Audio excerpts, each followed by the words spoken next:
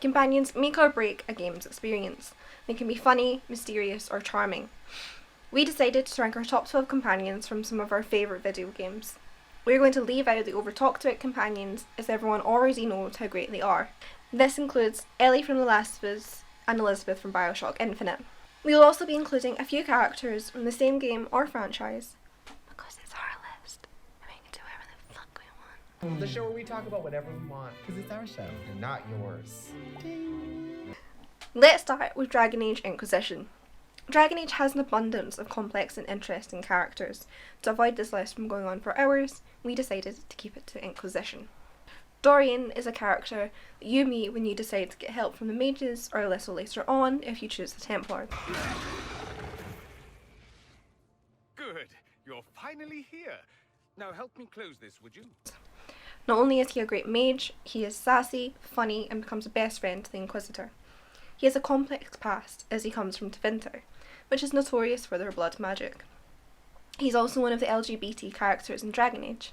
The more you talk to him, the more you realise that his father disapproved of who he was and tried to change him with magic. What is this exactly, Father?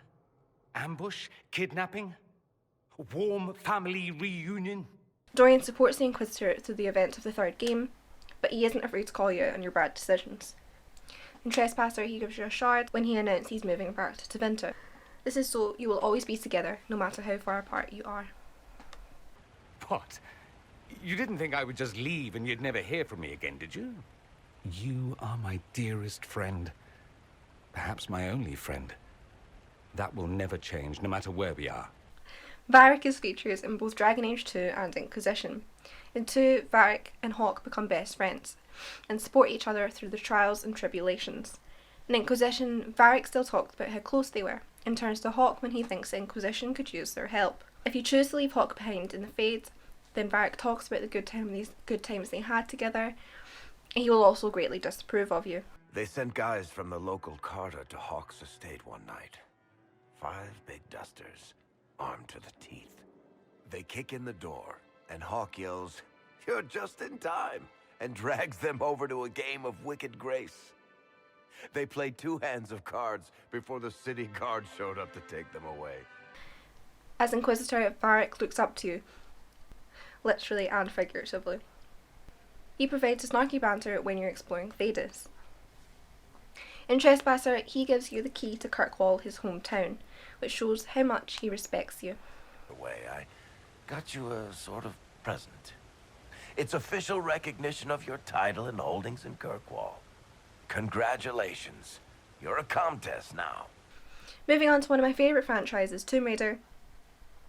Again, lots of characters to choose from throughout the history of the game.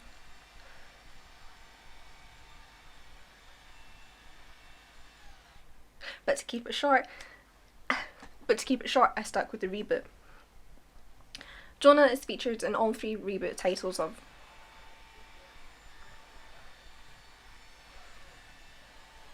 Tomb Raider. He sticks by Lara throughout all the madness that comes her way when exploring lost tombs and fighting Trinity. He calls Lara Little Bird, which is the cutest platonic nickname in a friendship. Even in Shadow of the Tomb Raider, when Lara's character is less than likeable, he sticks through it. He almost even died for her.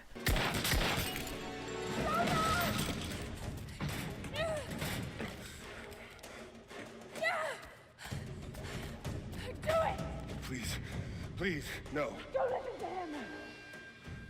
I was only doing what I believed was right.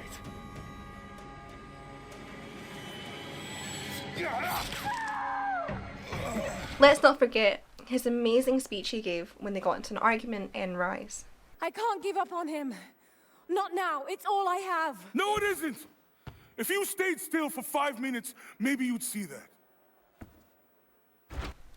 Like Dragon Age, Mass Effect has a wealth of complex and interesting characters to choose from. We managed to whittle it down to our 2 favourites. Garrus obviously has to be on this list. He is the Normandy resident bad boy.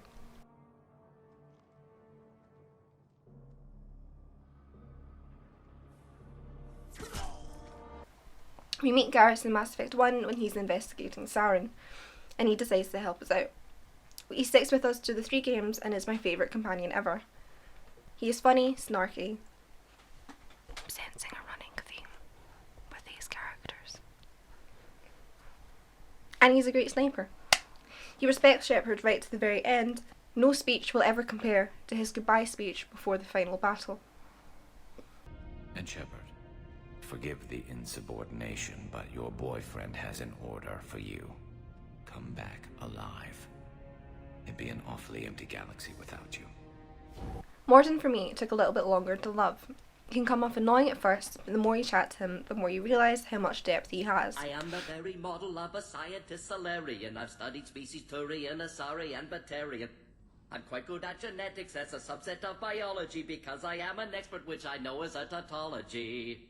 My xenoscience studies range from urban to agrarian. I am the very model of a scientist Solarian. He helped create the genophage that resulted in the sterilisation of all Krogan, but the more time he spends with Shepard and the more he realises the error in his ways, he ends up dying for the cure.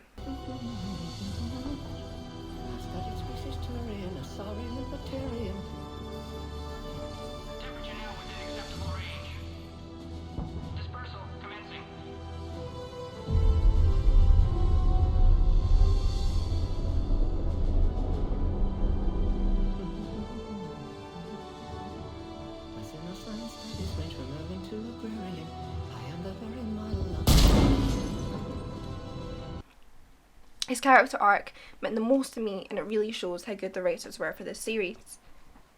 It's a shame we couldn't get them for Andromeda too. Fallout 4 was full of a variety of characters and companions that really changed your gameplay depending on who you went with. For me, these two characters really stood out from the crowd. Dogmeat is the first companion you meet on your adventures, apart from Codsworth. He is the goodest boy and retrieves any important item he finds for you. When I first played Fallout 4, I was worried he would die permanently, so I just left him in Sanctuary.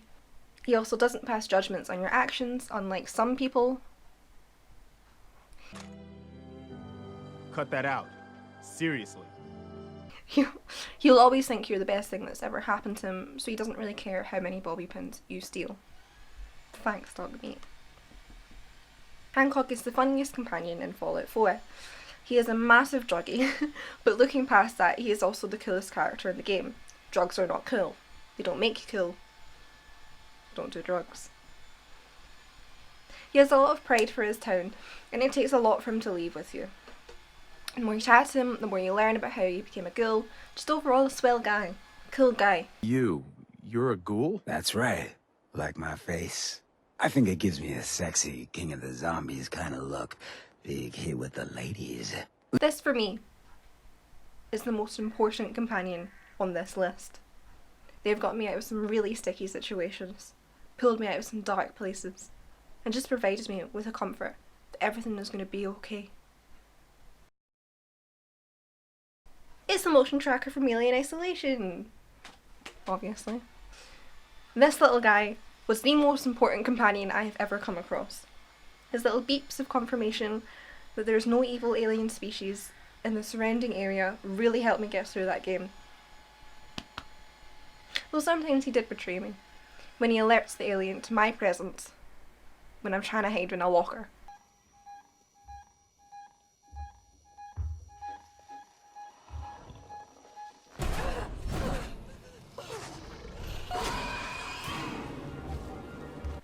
Not cool, Tracker.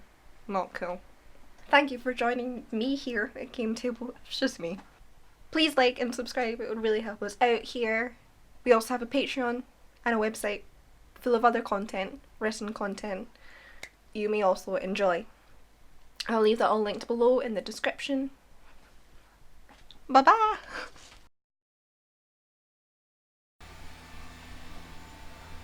Are you vacuuming the pavement?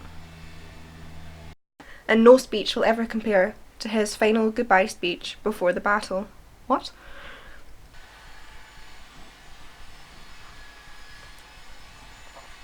And here's the motherfucking tie.